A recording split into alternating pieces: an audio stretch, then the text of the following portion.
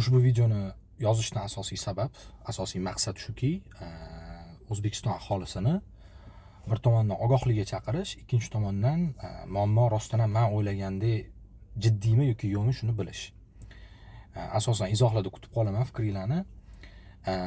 O'zbekiston masjidlarini oldida, xususan Toshkent shahri masjidlarini oldida juda ham, meni shaxsiy fikrim bo'yicha juda ham ko'payib ketgan tilanchilarning soni.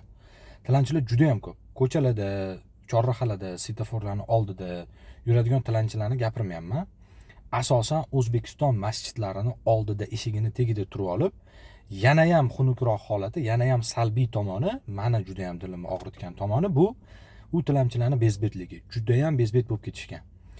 Ya'ni nimadir sotib o'tiradigan, nimadir olib kelib turib, o'sha sotib, o'shaning orqasidan tirikchilik ko'radiganlar haqida emas bu. Balkim turib olib, o'sha qo'lida paket ko'tarib olib, demak tilamchilik qilib turgan, qilib yurgan tilamchilar haqida. Holat o'zi rostdan ham shunaqami? Shu darajada jiddiymi yoki menga shunaqa tuyulyaptimi? Buni izohlarda kutib qolaman fikringlarni bu bo'yicha.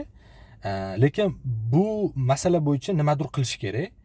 Domlalar bor-ku, boshqa bor-ku degan fikrlar hozir beriladi. Har xil fikrlar aytiladi, men bilaman. Bu video agar mabodo tarqab mashhur bo'lib ketadigan bo'lsa, undan ham ko'payib ketadi bildiriladigan fikrlar.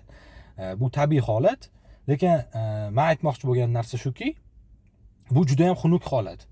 Juda ham salbiy tendensiya boshlangan. O'zi shundoq ham tilanchilarning soni kundan kunga borgani sari, ya'ni ichki ishlar xodimlari ham men bilishim bo'yicha ulgurishmayapti, eplolmayapti, ko'payib ketyapti. Bu bo'yicha nima qilish kerak? Holatni qanaqa qilib ijobiy tomonga o'zgartirsa bo'ladi? Bo'lganda ham masjidlarning oldida turib olib bezbetlarcha so'rashi, pul so'rashi sizlardan dilni juda ham xira qiladi.